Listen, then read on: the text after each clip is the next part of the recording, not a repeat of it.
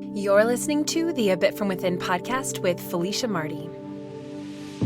And how do we move through the different seasons? How do we keep in mind that we're in a season while we're in it and be able to let that hold space for us or soften us or even make us appreciate what we're going through? The one constant in our life is that we change and we are affected by things, and we cannot predict how somebody else is going to change. And the truth is, most of the people who are closest to us are going to change in ways that we wouldn't choose for ourselves, nor would we necessarily choose for them. Hello there, and thank you so much for joining me today for a new episode of the A Bit From Within podcast. I'm your host, Felicia Marty, and I work with clients every single day as a self-care specialist and a certified astrologer, loving to combine the two and to help other people know that they're, one, not alone in this world, and two, that even the little changes that we can make, either with our mind or with our goal setting or with our own self-understanding, those little pieces of movement we create inside of ourselves can make big changes in our lives. And so many of us are craving that. We're wanting to feel more secure, less anxious, more inspired, less alone. And that is what I help others to do. I am so grateful that you are listening to this podcast, whether you're listening through our Patreon page where all the episodes are ad-free and there's lots of other benefits like guided meditations and yoga classes and things like that, or whether you're coming here through Apple or Spotify. And if this is your first time listening in, please know that I am so excited to connect with you. And I hope that you feel like you found a community space with like-minded people who are looking for a lot of the same things that you are. So there's lots of ways to connect with the community. Of course, you can start by subscribing to the podcast if you're not already subscribed. You can totally check out our Patreon page. Like I mentioned, it's the A Bit From Within Patreon. Or you can visit my website where I not only have a lot of free resources on blogs of all different kinds. Usually they are kind of companion posts to what I'm talking about on the podcast, but in a little bit more of a clear-cut way as opposed to the podcast version where I get to expand on topics and give a little bit more of that personalized insight. But I also have a lot of other offerings through the abitfromwithin.com website. It's where you can purchase any kind of reading with me, an astrological reading. We do kind of introduction sessions that will just help you learn a little bit more about your chart, or we can deep dive an hour-long session into the whole thing. We can do solar return charts if you're coming up on a birthday and you want to kind of feel into the energetic vibration that the planets and the stars are kind of putting on your life this year. Of course, another really popular thing we've been doing is couples readings. So if you are in a relationship and you want to be able to have somebody kind of translate a little bit more of truths about yourself to your partner, this can be a really fun thing to do, and it can be a really cool date night that has long-lasting impacts. So if that's something you're interested in, please, of course, let me know. But with all of that said, let's dive into today's episode. As of today, when I'm recording this, it is September 12th, 2022. Actually, it has a really nice ring to it, doesn't it? It's a Monday. We're coming off of this weekend where there was this beautiful full moon in Pisces. Mercury has just gone retrograde, and there's a lot going on in the world. I have had so many people sharing their Mercury and retrograde stories with me. Everything from people who are self-employed, who have had clients who are dragging their feet on making a decision and then ultimately decide to back out at the last second. People who are negating contracts that they've already signed for some other people. That's not super fun, but definitely happens. Or things like where you order something that comes in several packages and then one of those packages just doesn't get delivered, or animals acting strange, needing to go to the vet. I know our dog got really sick this weekend, came home to a house filled with diarrhea, which was not fun to clean up. I felt so bad for the poor guy. But, not that pets only get sick during Mercury in retrograde, but it's just sometimes what I've noticed is it's things you can't control that are slowing you down. Outside of what I've been doing here with A Bit From Within, I also am running a wedding photography business. This is our last year really doing weddings. And I've noticed a lot of Mercury in retrograde things happening with weddings, whether it's been, the weather was crazy this weekend. We had a lot of rain come in. That was a little bit of a bummer for some of our brides this weekend. But then one of our photographers, she had her car not working. She said, she called me up. She was on her way to a wedding. She's like, something's going on with my car. It feels like I have a flat tire, but I don't have a flat tire. I don't know what's going on. I can't drive this thing. Something's very wrong. And so we started a game plan as fast as we could, a plan B, a plan C. And turns out after somebody came over to help her with it, that they found that somebody had duct taped a squeaky dog toy to her tire, a big toy filled with air to her tire, and spray painted it black so that it wouldn't be as noticeable. So that's weird. That's a very strange thing to happen. And in general, it feels like there's lots of that in the air, just things that don't make sense that we're trying to deal with, trying to integrate, and trying to, keep our spirits up a little bit. So with all of this energy kind of going around, I thought that today would be a really good time to, talk a little bit about seasons, and not just fall coming like an actual season. But, have you ever heard that quote that people come into your life for a reason, a season, or a lifetime? This is kind of the thread that I've been thinking about, but in particular about the seasons of our life, or the chapters of our life, if that analogy works a little bit better for you. And how do we move through the different seasons? How do we keep in mind that we're in a season while we're in it, and be able to let that hold space for us, or soften us, or even make us appreciate what we're going through, no matter how good or bad it is? And so that is kind of what I'd really like to ruminate on here today, share a little bit of within on.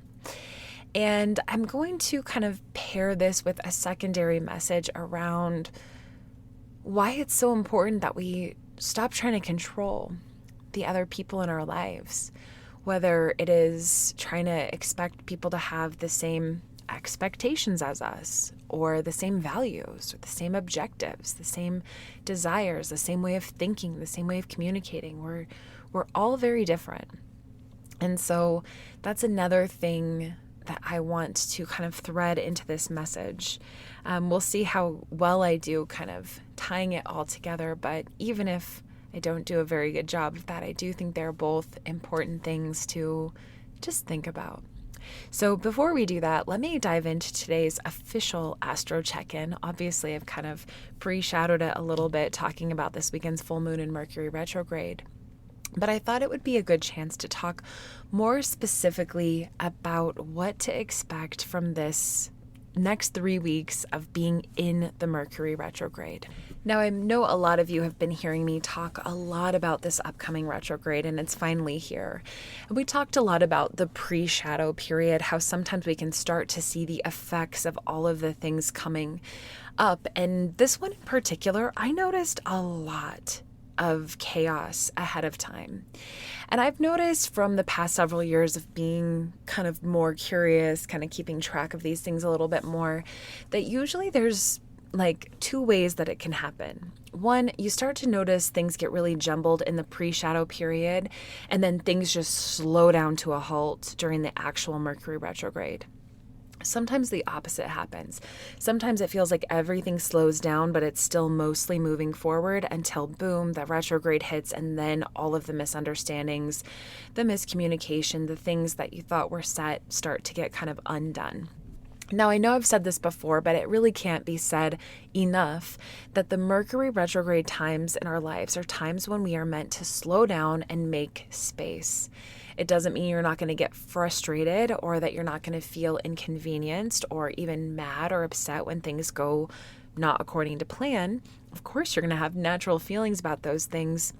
But if you create space and you slow down, you're not going to have the added chaos of trying to make space to fix things when your life is already jam-packed with other things that need your attention.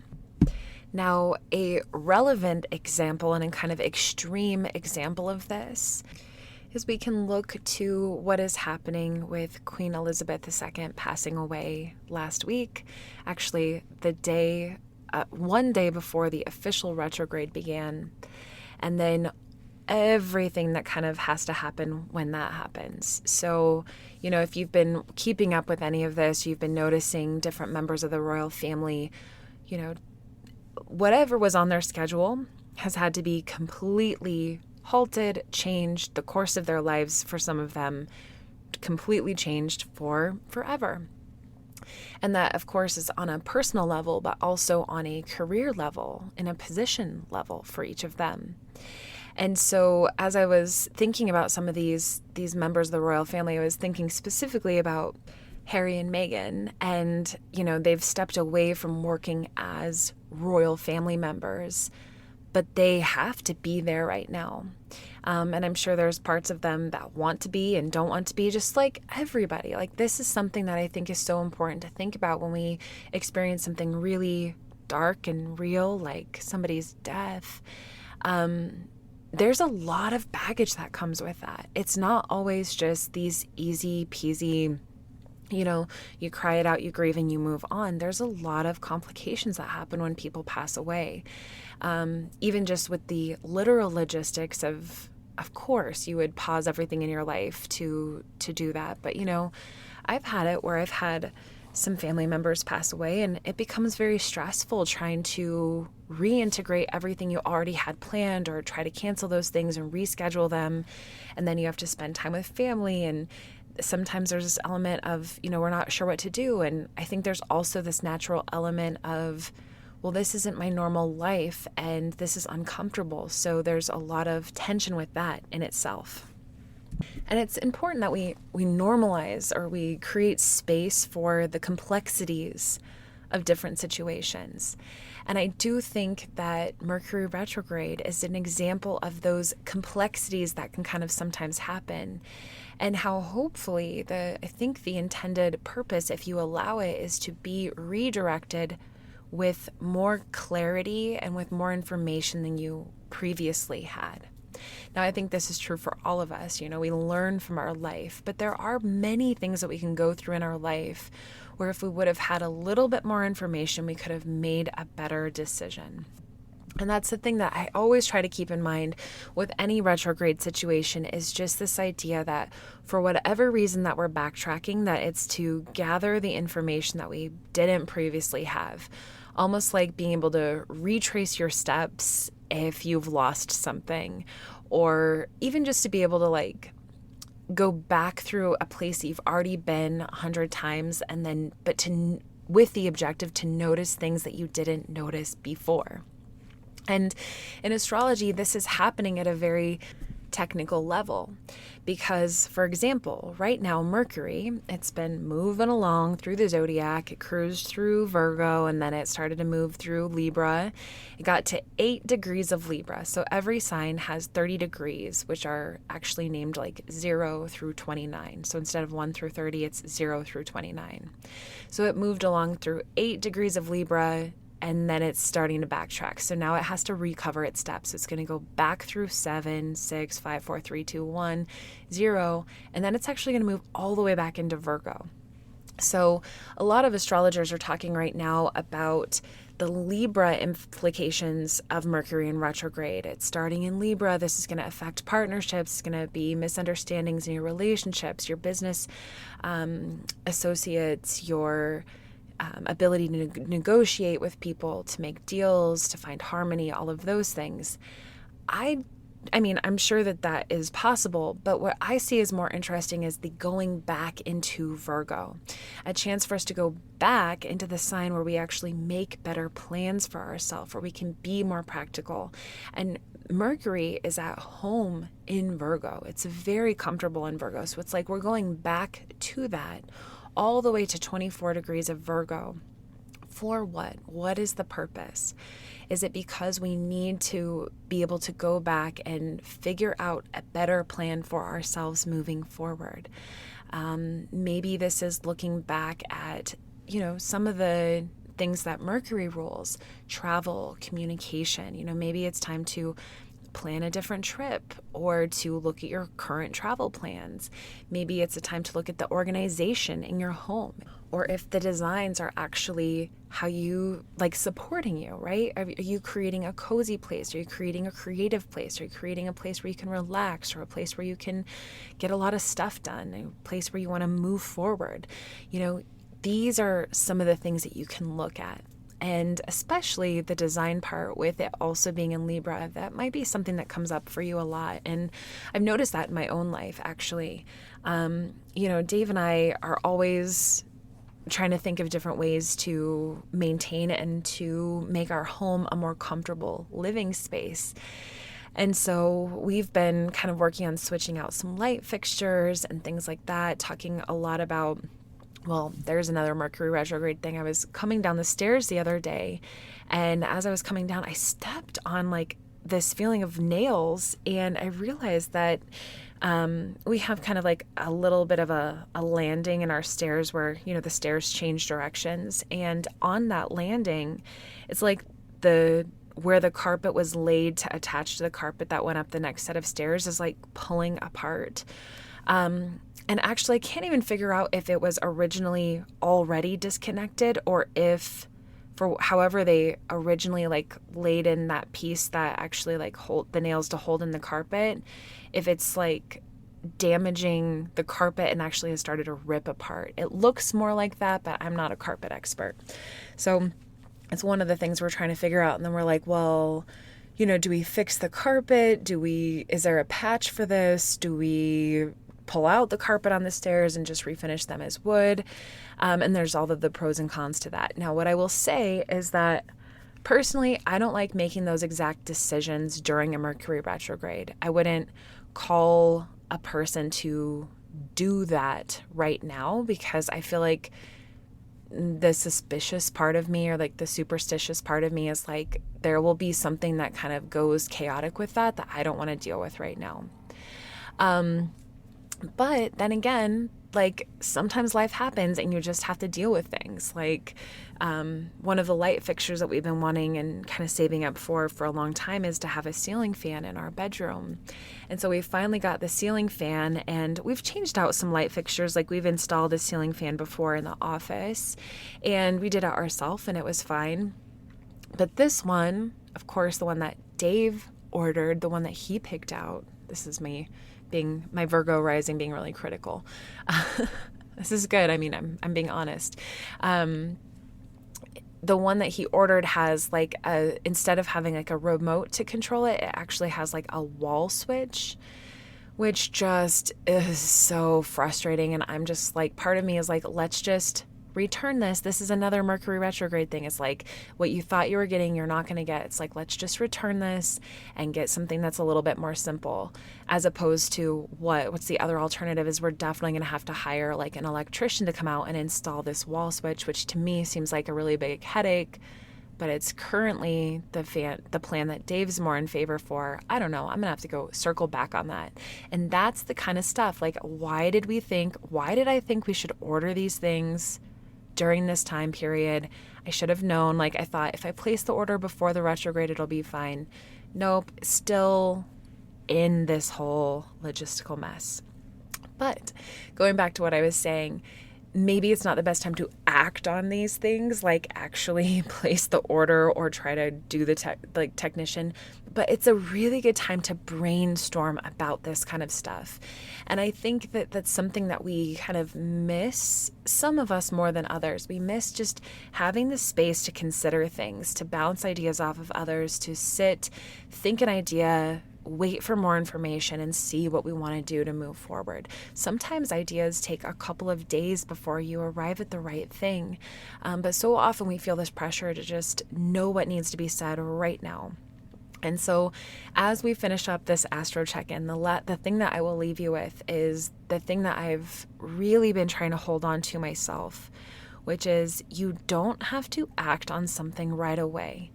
Just because you feel an anxiety inside of yourself, or even just that excitement or immediacy to move forward, sometimes there's something to just backing off a little bit. So if that resonates with you, hold on tight to that. And, just remember that Mercury retrograde, it just comes in for a short season, a couple times a year. It's a season.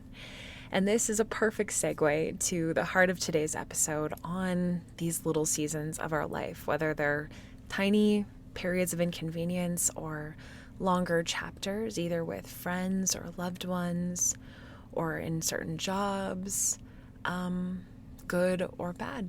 So let's take a quick break and then let's talk all about the seasons of our life. So many of you know that one of the things that I've been going through in my life is having a partner who has been pretty sick and going through this just wild journey with his own health.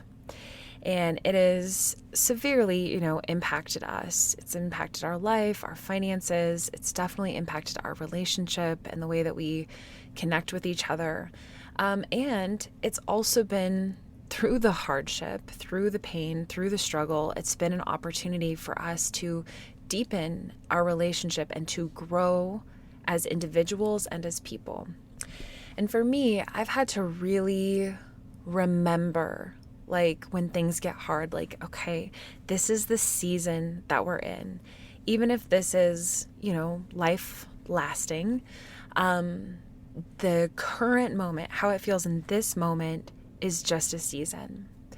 And there are so many times in my life that I look back and I wish I would have had more of the perspective of the idea of this is a season. And sometimes when you look at that, you can actually change the season to be longer or shorter than it is.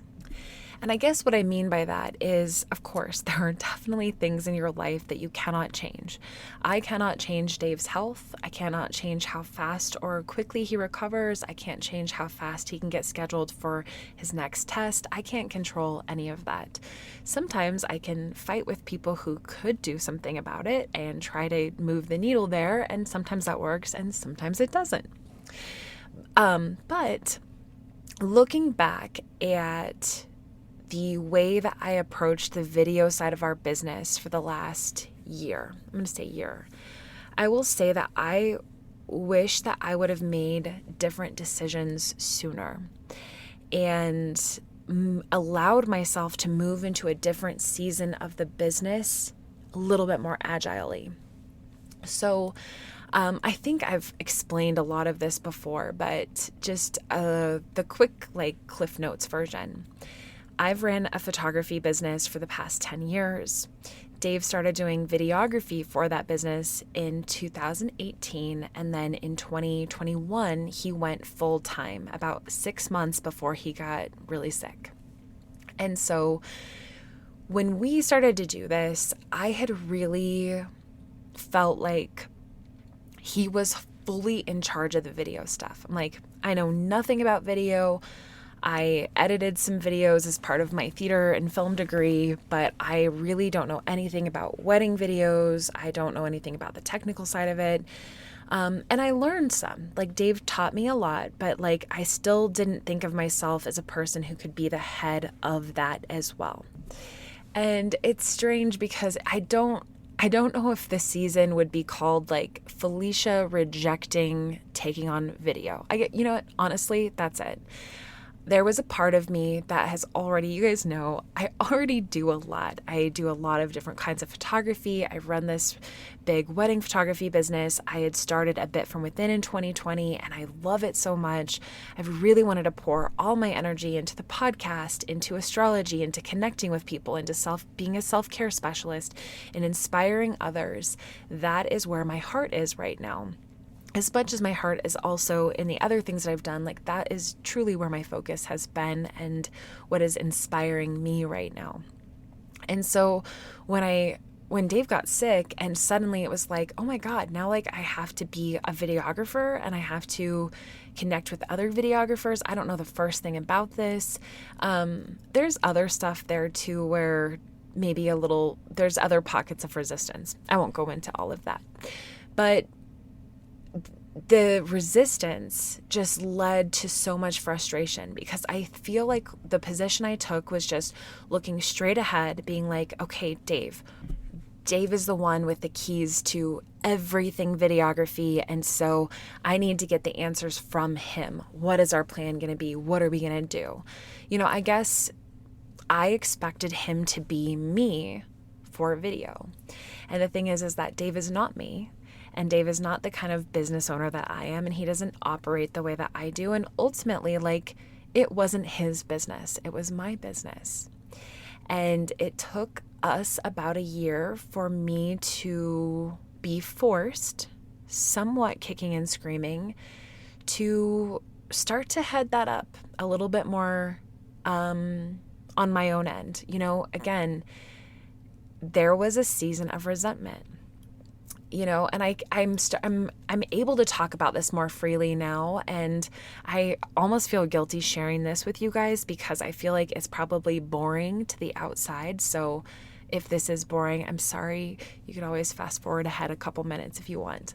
But what I will say is that I really felt like there was so much pressure on me to always figure it out. When I started to get other photographers, I had to interview them. I had to pick out the right people, and I felt like I could do that because I knew the craft. And so I knew what I was looking for. When it came to the video stuff, I didn't know the craft. And so there was a huge resistance for me trying to figure out, can I interview other videographers, I just felt like, well, I can't do that. I don't know anything about it. I'm not going to make the right decisions. And so you should do it, Dave. You should be the one to do it. And just looking back, where we are now, fast forward a year, and we're finally making a lot of headway in our relationship. We're figuring out a lot of the resentment on both sides. And I just finally got the courage to go out and start interviewing videographers because I needed to fill these jobs. And I have found the most incredible people, and I'm so excited about our video team. And they're just wonderful, awesome videographers. And so now that I've got all of these pieces in place, I'm looking back at the past year of resistance. I'm what would this season have looked like if I would have, been a little bit more flexible in my own mind, in my own approach to things? Now, again, the season of life I was in was a really big learning season. I learned a lot about myself from being that stuck. I also made a lot of pain for myself from being limited in that way.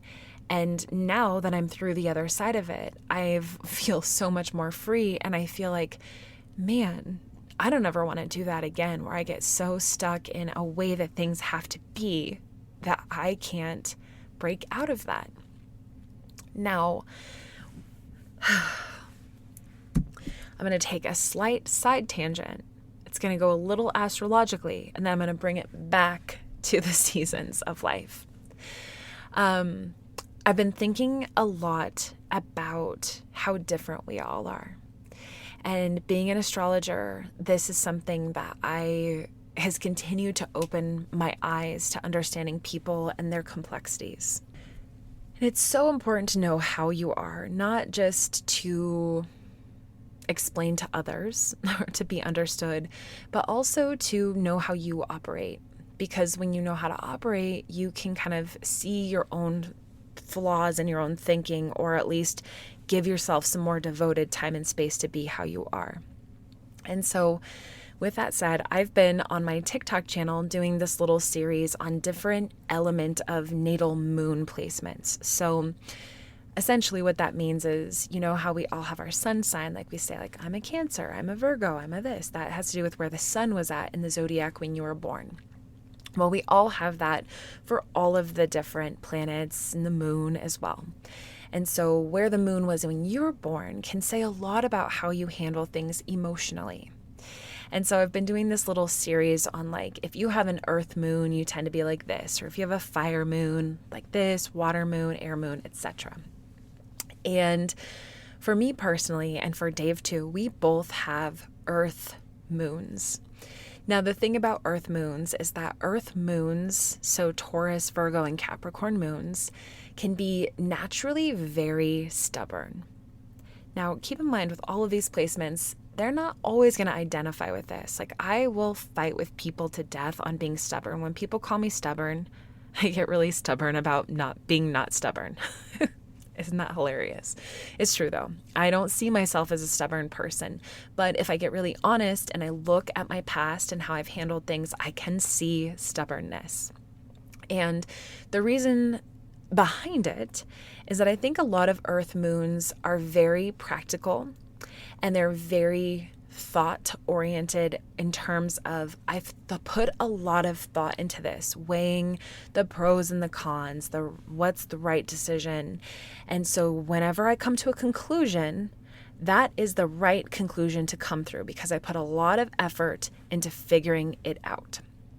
And so I feel like that with a lot of the business decisions that I've made in my past. And I see it a lot in my relationship too, not only just from me, but also from the earth moon, who's my partner. He can be very stubborn as well. And so we have that fun dynamic between the two of us. Now, I'll go through each of the other signs because I think that this kind of showcases, it's a fun way to showcase different qualities that people are all different from each other. And again, this is just a little disclaimer.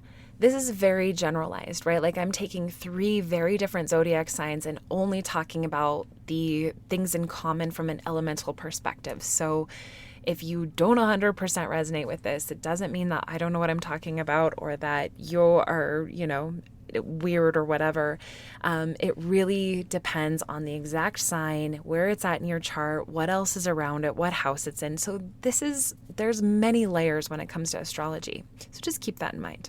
So I talked a little bit about earth moons being very much rational, thinking things through, coming to the right decision, and being kind of stuck in their ways about things.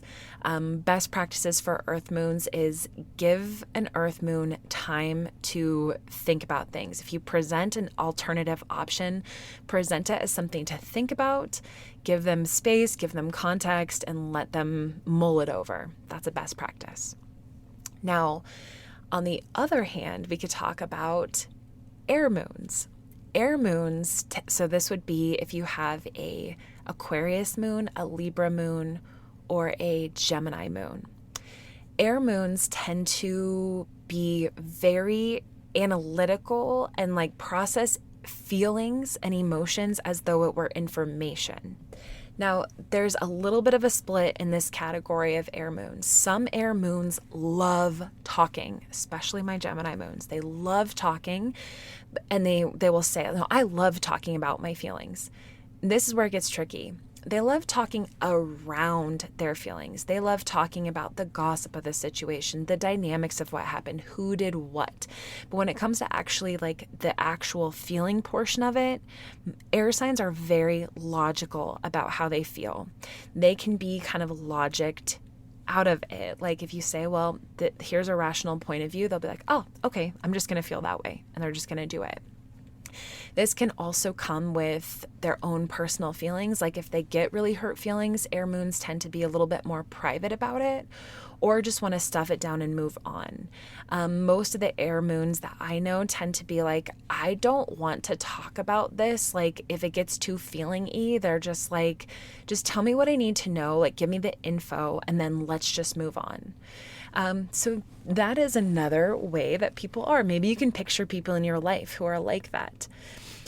Now, what's interesting about this is that, and it's not that air moons don't have feelings, right? It has to do with how they handle dealing with the feelings that they have and what's comfortable, or in their case, not comfortable about feelings. Now, on the other hand, we could look at water moons. who are all about feelings and emotions.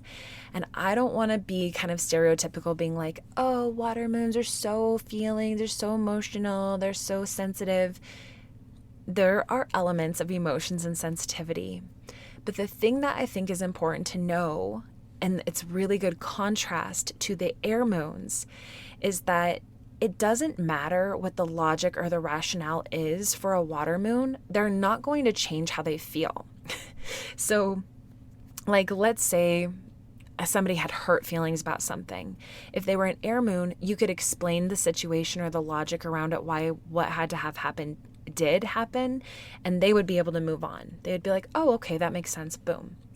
A water moon, on the other hand, in that same situation would be like, okay, that's great. It doesn't change how I feel. I am still hurt. I am still frustrated. I'm still feeling alone. Like whatever their feeling is, they're not changing how they feel based on any amount of logic or rationale. The other thing about water moons is that water moons are highly affected by the emotions around them. They're very empathetic. If they walk into a room with people like in a really good mood, like they'll vibe with that. That'll kind of change how they feel.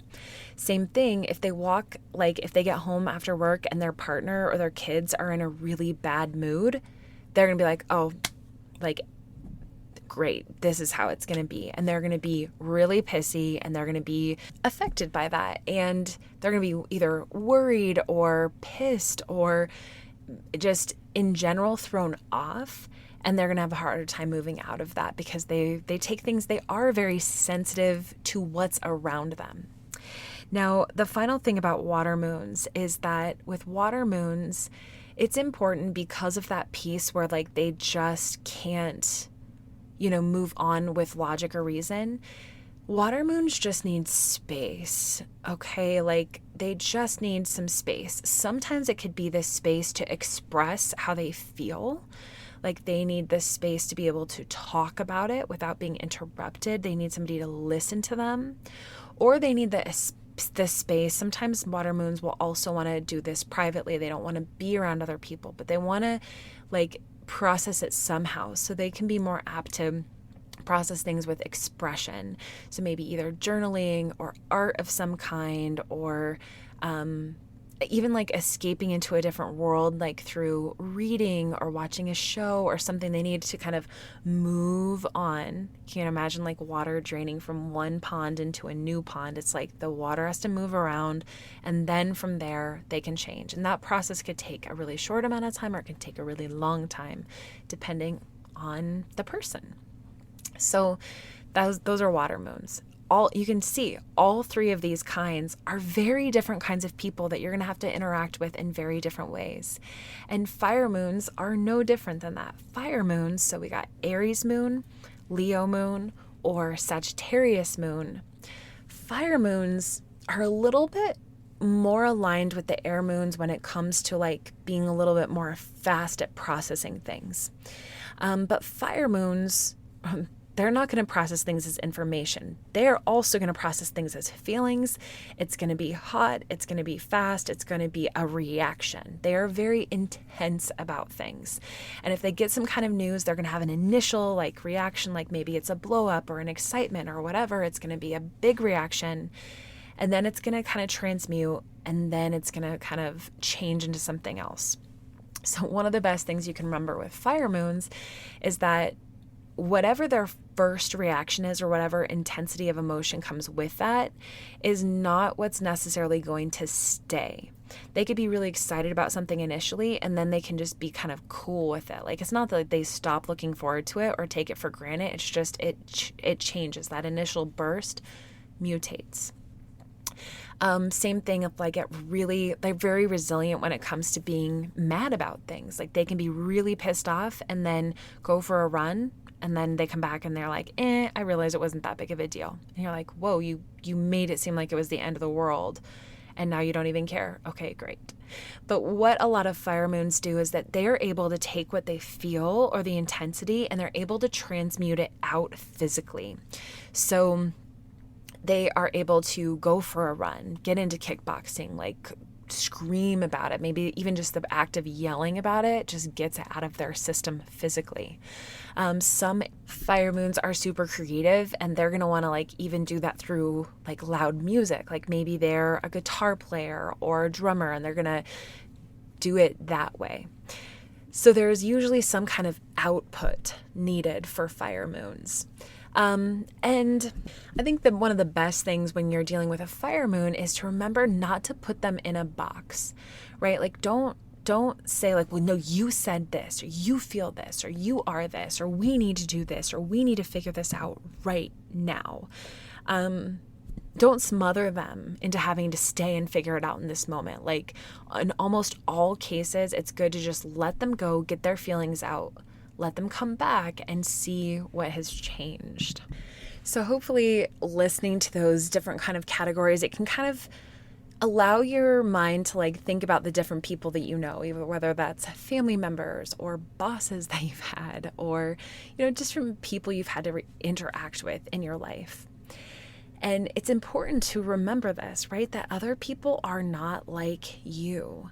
And, even though Dave and I were both Earth moons, like you can tell from my previous story on this season of our life, that we've handled it very differently. We are two very different people. And, that's one of the things about love. Like, I do think that being in a relationship is kind of a construct of society that's always been really praised. Like we kind of look, there's not me, I don't look down, but there is this idea of like society looking down on people who are single or who choose to be single. And I think it's really important for us to remember that like relationships are one way to go about learning and growing. And you can also do that by yourself, being a single person, by having friendships, by having jobs, by having a career. There are many ways that we can go about learning life lessons. And when you're in a relationship, I think you have a little bit more of this path where you're up close and personal with the fact that like there is somebody that you love who is different from you. Now, I can't remember if I shared this on a podcast. If I did, it would have been like 6 weeks ago or something like that. But I heard this guy talking about marriage, and he was saying that one of the most important parts about being in a relationship or being married is the fact that like you have to keep figuring out how to love this stranger that you married, because the person that you fell in love with and dated is a different person. The person that you got engaged to is different from the person that you woke up with as a married person. It's different from the person who got sick or got a promotion or dealt with, children one way and you dealt with them a different way. Like the one constant in our life is that we change and we are affected by things, and we cannot predict how somebody else is going to change. And the truth is, most of the people who are closest to us are going to change in ways that we wouldn't choose for ourselves, nor would we necessarily choose for them. I can think of one of my best friends, and I'm like, if knowing everything that I know about their life, I would have, been like, do something different. Go back, and that was the decision where you, instead of taking a right, you should have taken a left. It's really easy for us to do from the outside, especially with the people that we love. But the best thing we can do for ourselves and for the people that we love, no matter like what kind of relationship we have with them, is accept them for who they are. And to remember that the season of life that they're in might be one that is hard for us, or one that is really easy for us, one that is really joyful and aligned, and those feel good. And that might not last forever, because the next thing you know, like you're being triggered by them, the next season of life that it shifts into. And this is the hardest thing. It's not an easy thing. It's not like you're going to listen to this and be like, oh, okay, Felicia, I'm just going to go around accepting everybody and accepting life for what it is. But if you can kind of keep that in the back of your mind somehow, that like the more that you find acceptance and peace with what is, the more peaceful you're going to feel on the inside, the less resistance, the less frustration. It's not going to be perfect because most of us are here to have a very human experience and not, turn into the very enlightened beings that, go sit on mountaintops and are just 100,000% just spiritual beings. As beautiful as that is, I think we can probably have some tastes of that and incorporate as much of that as we can into our human experience. But most of us are going to be having human experiences. We're going to be jealous. We're going to be in resistance. We're going to feel frustrated. We're going to kind of wish our way through situations and deal with frustration and inconvenience and have happiness and joyful experiences too. And we're going to grow. And I think the best thing we can do is just to try to make sense of what makes sense to incorporate into this moment. So, for example, just thinking about people and seasons, I think of myself right now and I think of the season of life that I am in right now. Yes, this year has been a year of transition, and I've got my mind in the future as well as balancing the past, and I'm seeing a lot of things and processing a lot of things, and this is just me personally, thinking about my career, thinking about where I'm at with my age and my life choices. And where I'm at right now in this moment is that the next 2 months of work are really, really busy. I've got tons of weddings, I've got clients, I've got photographers I'm working with. I've got a lot of energy that is being consumed. That is where my focus is. And so everything that I want to do and all of the ideas I have outside of that, they're just put on hold. That's the season that we're in. And I see that idea of kind of being put on hold in other areas of my life too. Dave and I figuring out what the next steps for us are, that's a little bit on hold while his health takes first priority. Am I great with that? No, there's definitely been some resistance and some frustration and some feelings around that. And at the same time, I have a healthy respect for that is what is the reality right now. And when I have time or space for that to shift or that season starts to end and a new one can begin, then a new season will come in. There are times in our life where we can be empowered and it makes sense for us to change the situation that we're in. And there are times in our life where we just have to find acceptance dealing with the circumstances that are in front of us. So I hope that makes sense for you. And I hope that this makes you feel like whatever situation that you're in your life, that you can meet it for what it is and for where you are inside of it. Of course, this is an excellent time to really think about, is there anything that can be done a little bit differently? And if there is, maybe you make space for that. Maybe you make intentions or goals around creating those different reactions or different circumstances. That's wonderful. And if not, if there's just a reckoning that has to be done inside of yourself, that's okay too. It is okay. Sometimes we're not happy with it, but it is what it is, and it will eventually change. It really will. So, with that being said, let's do a card drawing and wrap up today's episode. What do you think?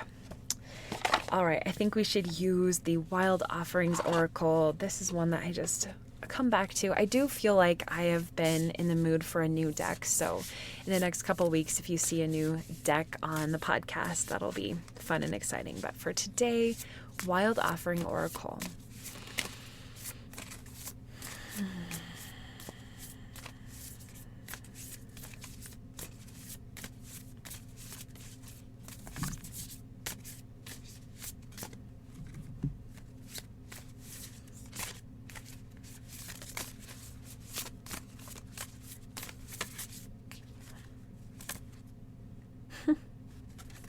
Health.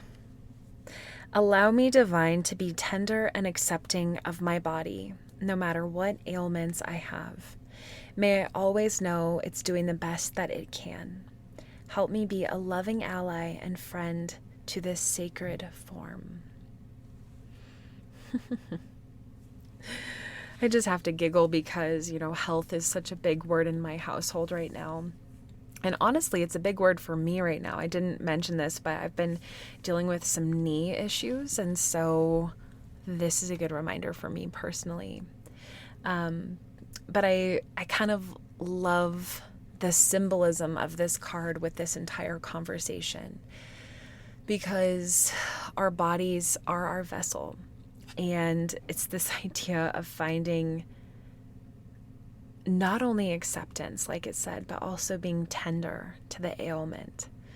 Maybe that's in your body, but maybe that's also something you can take off the page and into the circumstances of your life.